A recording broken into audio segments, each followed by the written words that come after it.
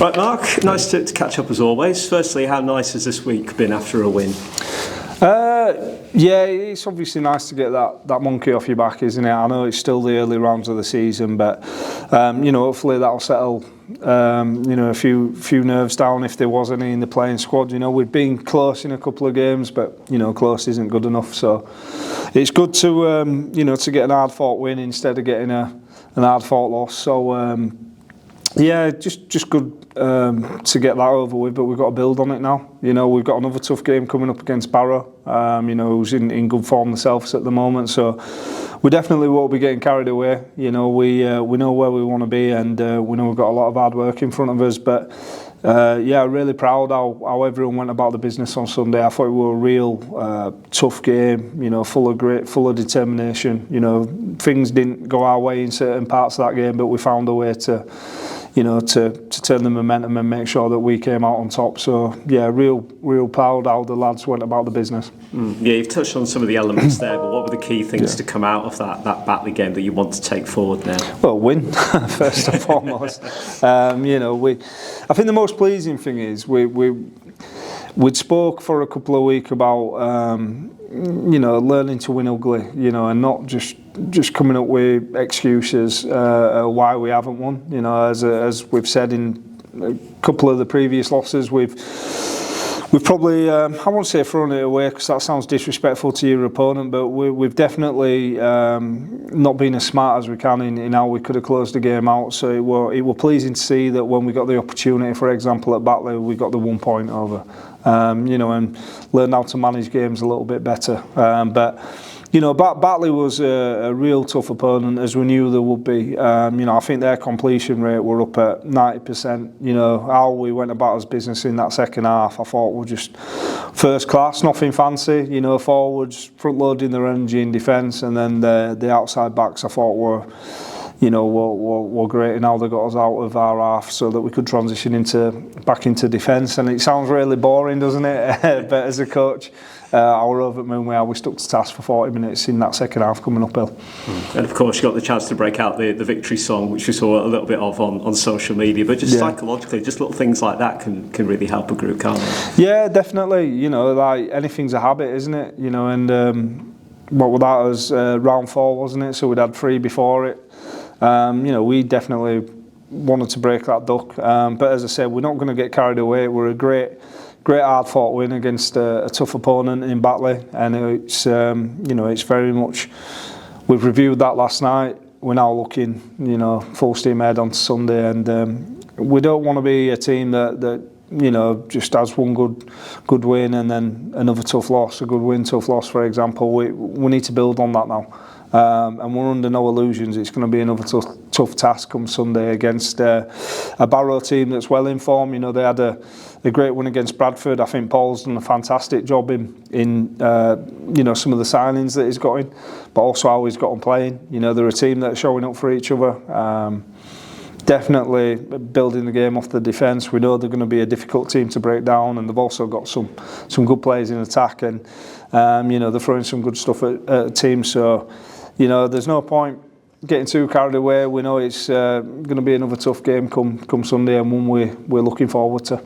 Just some of the key players from the Batley game. Jack Martin scoring a try. How much of an impact does he bring to this team? Yeah, I think there were a number of players. Jack I thought were outstanding. I thought Tomo had a great game for his 100th, as he always does. I thought Brendan Santi came up with a real couple of key moments off the bench, but you can speak about your back 5. You had young Joe Law coming back after a bit of a prolonged absence. So I think it'd be unfair to single out 1 or 2 in that Batley game.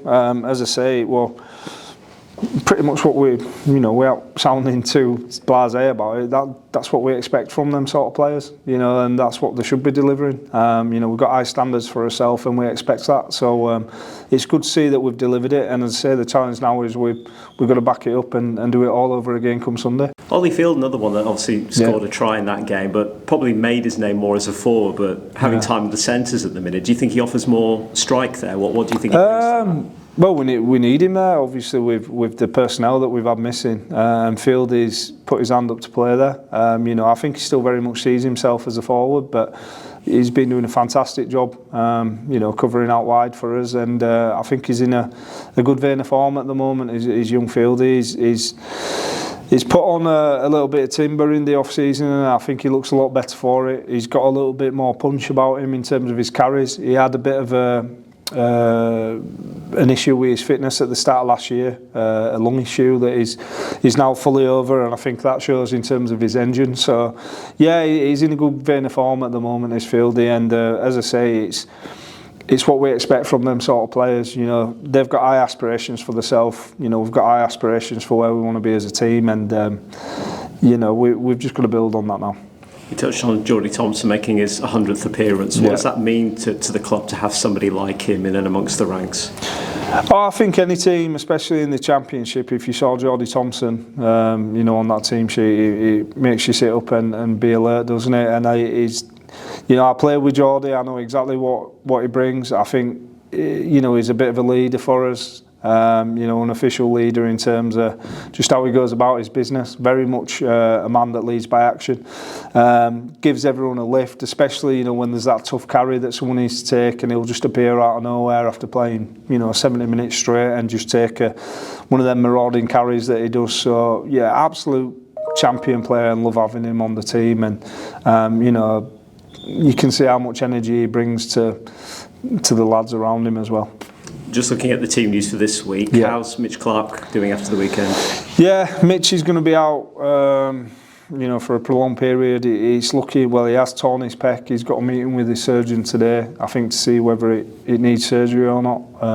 So I'm probably waiting until after then to see if it does. But yeah, it's not looking too great for Mitch. You know, feel for him. I thought, you know, the 10-15 minutes he were on, he were all action, exactly why we'd signed him. So we'll get an arm around him, make sure we get him repaired, and it'll be a welcome boost, you know, in that second half of the season. Any other fresh injuries to come out of the weekend at all? Touch wood, just a few bumps and bruises. Obviously, it were a bit of an heavy field, so a few sore legs, but yeah, nothing too major to write home about at this moment in time, so hopefully it stays like that. Fingers crossed for you. In terms of others that are out at the minute, how's Jax O'Neill doing right now? Yeah, Jax is on par for the Doncaster game, I want to say, around there. You know, I don't want to put too much pressure on that, but he's just about over his hamstring injury. We've got him back in full training, so we're just got to make sure we, you know, we do right by Jax. But he'll be, you know, he'll be a welcome boost. He's been training really well. You know, knows the game to an high standard as well. So, yeah, looking forward to seeing him back in action soon. So hopefully fans don't have too long to wait to, you know, to see him. What about Bailey Antrobus as well? How's he doing? Yeah, Bailey's back doing team warm-ups and things like that, but Bailey's still got, you know, a few months to go. So, again, that second half of the year, what a boost it would be if you're getting Mitch and Bailey back. We've just got to make sure that, you know, we're in that position we want to be come that time of the year. So, yeah, there's a lot of big names that, you know, are still a couple of months away. But, you know, at the same time, if you want to put a positive on it, then what a boost they're going to be when they are back. On the subject of big, what about Akuma Tai? Yeah, Akuma's been training. It's just been an issue that we've had to sort. So I'm hoping, you know, it shouldn't be too long. I'd like to say within the next month, but that'll be me, you know, just putting a random time frame on it. You know, it's out of his hands, it's out of our hands. So hopefully over the next month that situation should all be cleared up. Interestingly, James Farrer, the youngster, was in the preliminary squad. What more does he have to do to maybe get involved in a match day now? Yeah, James, you know, he's fresh out of academy rugby. He's learning a few tough lessons in training in terms of positions that he plays. We're keen to get him game time. We might try to get him out on loan somewhere just so he can. Obviously, he very much sees himself as a fullback. If I'm perfectly honest with you at this moment, you know, he probably needs to go out just to get some reps at fullback at this league, but, you know, definitely look at getting him some game time at fullback or wing, whether that's with us or elsewhere on loan. How he's gone about his business, you've got to commend. You know, it's never easy when you're just training all the time, and when you haven't got a reserve team, you know, and things like that I suppose I'm used to, where you can play them, the next best thing you can do is obviously get them out on loan somewhere. So we'll be looking at getting James out on loan if we can, so he can get some game time, because he's got some talent as the lad. He's got some great talent, and we just got to make sure we do right by him as well. You explained very well the situation at the weekend involving Levi Edwards. Yeah. Just to follow up on that, has there been any more developments regarding that? No, just pretty much what I said on the weekend, really. There's definitely no bad blood on my part with Levi or anything like that. It's just a case of, we can only pick the players that we're told we can pick. Hopefully whatever's happening gets sorted soon so that everyone can move on. But yeah, definitely no issues on our part with Levi Edwards. Yeah, because he's had a tough couple of years injury-wise, hasn't he? So how proud are you of him that he's managed to work his way back into this situation now? Yeah, listen, there's no doubt in Levi's talent. How he's handled himself over, this 2-year period, you've got to commend. And, in my head, there's no doubt that if Levi wants to, he'll play top-level rugby. He's been that sort of player since he's been 16 years old. Everyone, with an eye for talent can see it. There's certain players that come along every so often that you just know is going to, play at a decent standard, and Levi's definitely one of them. So, if there's any more to deliver, I'm sure I'll either do it in one of these press conferences, or the club will release a statement when the time's right. You did also dangle the carrot at the weekend of potential signings. Has there been any more on that front yet? No, I'll leave that one to Clint to announce. Nothing that I can announce yet, and I definitely don't want to, don't want to jump the gun on it. But we're actively looking at a signing that hopefully, can be announced soon. That's fair enough. Well, just looking at Barrow next, then you mentioned about the win they had against Bradford Bulls. How impressive were they in that game? I just think Paul's done a cracking job in, the team spirit, the connection they've got. They're showing up for one another, and teams that show up for one another are always difficult to beat, aren't they? So, it's going to be a difficult ground to go to, especially at this stage of the year. So they're playing some good stuff, as I said. They're also, working really hard in defence. So, they're in a well-deserved position in the league. It's fair to say that they're one of the form teams going into this game. So we've got to make sure that, we match where we need to be. And, it's got all the makings for a good championship game, hasn't it? Yeah, it's never easy going to any of the Cumbrian teams, is it? And the pitch probably will be a little bit heavy, I would imagine. Yeah. So how important is the spine to the game management when you're in conditions like that? Yeah, I think it's the same for both teams at this stage of the year. It's whoever, manages conditions best, isn't it? So, we've got to make sure we just, you're probably bored of me saying it, but just take care of his own standard and business that we need to. We've still got a bit of work to do with his own discipline. I thought we give too many penalties away on Sunday. Made life harder for ourselves than it needed to be. We're still coming up with some unforced errors, but we defended them well. So we're just going to make sure that we keep on focusing on that. And as I say, when you're kind of in a good spot with your own game, and you're playing how you want to be playing, that's when you start worrying more about opposition and where you can tweak certain things in your own team to exploit them, and vice versa. So we're very much still trying to hit the standard we want to be at first and foremost. Do you expect it to be a bit of a middles game to a degree? Any up the jumper rugby to a I expect it to be an all over the field game, if I'm honest with you. I think Barrow's got some danger players throughout. They've obviously got Ritson from St Helens on loan as well, haven't they? Who's got some gas about him. So we're under no illusions that it's going to be a very difficult game throughout, the middle and on the edges. I think they've got a few players due back. I think Brad Walker's due back. He's had a fractured rib. He's got some great talent about him. Lovely kicking game, great passing game. So he'll offer a bit of threat out wide if he is back. I believe there's one or two others that are due back for them as well. I think they've signed well. I think King, that they got from Whitehaven, if I remember correctly. I think he's a great little player as well. So yeah, there's a number of players that you could go through that can offer punch in their team from the middle to the edges. But at the same time, so have we. As I say, we're looking forward to it. We're looking forward to coming up against another difficult team, and we'll be going full guns blazing, trying to back up, another tough win. Finally, for me, it's always a hard-fought win to get a win at Batley, at Pleasant. If you were to do it in similar conditions at Barrow, how big would that be for this group, do you think? Yeah, well, that's what top teams do, isn't it? The go to places and the grind out wins, especially at this stage of the year. You know, I think the biggest lessons we're learning at the moment is that you've got to learn to win ugly.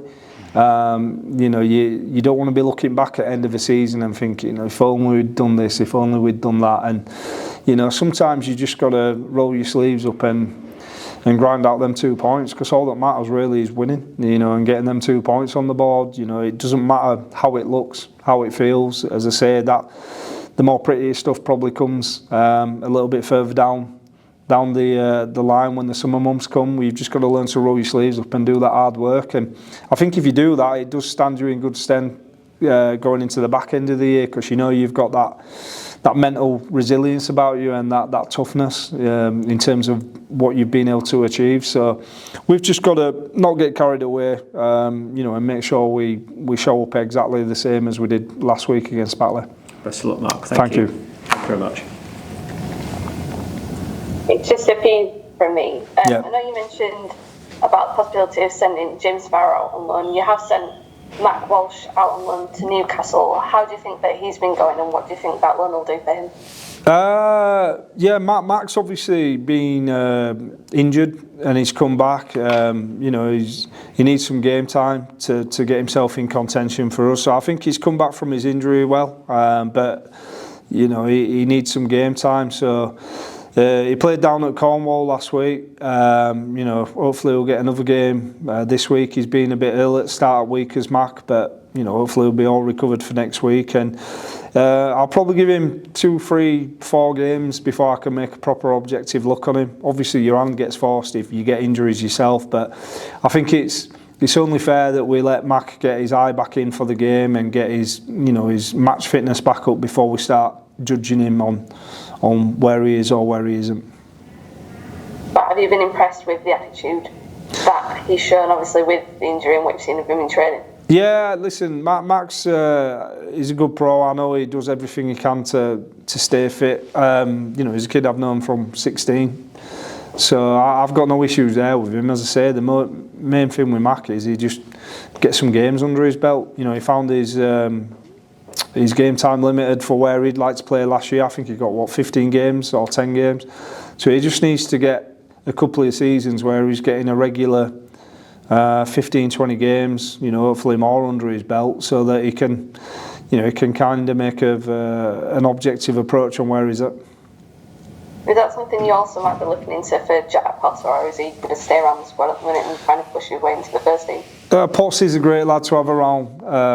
You know, he always puts a smile on my face anyhow, and he trains really hard. He's keen to improve. I think we're not far off trying to get him a loan sorted, because again, rugby players need to play rugby, don't they? And with us not having a reserve team, it's important we get them elsewhere. So yeah, we're looking at getting Potsy out so he can get a good run of games under his belt.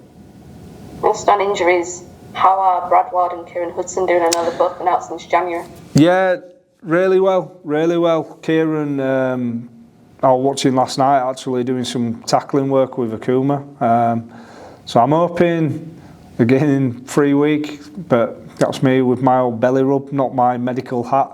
And Brad, I'd like to think not too far off, along with Miles. So I'd say over the next 2 to 4 weeks, as long as there's no hiccups in anything, there should be some reinforcements around the corner, you know, which will drive up competition for places, which hopefully will drive up standard of everything in training, which will hopefully, you know, also reflect in terms of performances on the field. You know, you need competition. You know, that's what we all thrive off.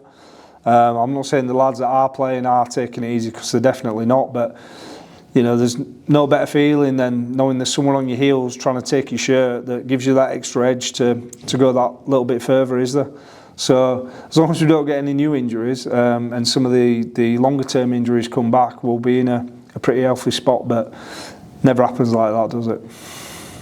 Well, that's true. And just finally, I wanted to ask you about the Ashes series announced this morning. How much are you looking forward to that? Yeah, really, we've just been on about it. It's really pleasing to see it back. I think, you know, England, Australia, or Great Britain, Australia were massive when I was a kid. Used to love tuning into them games, and I think it's first time Australia's been over since 2017, if I remember rightly. So, you know, it should be an eagerly anticipated series. Hopefully it'll be a sellout. I think the one down Wembley will be a great spectacle, all being well, because I think there's a lot of interest from your neutral fan. And I think as long as it's marketed right, and you know, hopefully we can get a mammoth crowd there, which will be good for the game and its profile. And just as a rugby league fan, I'm just looking forward to the good old-fashioned England versus the Aussies, and hopefully we can start getting some what's the right word?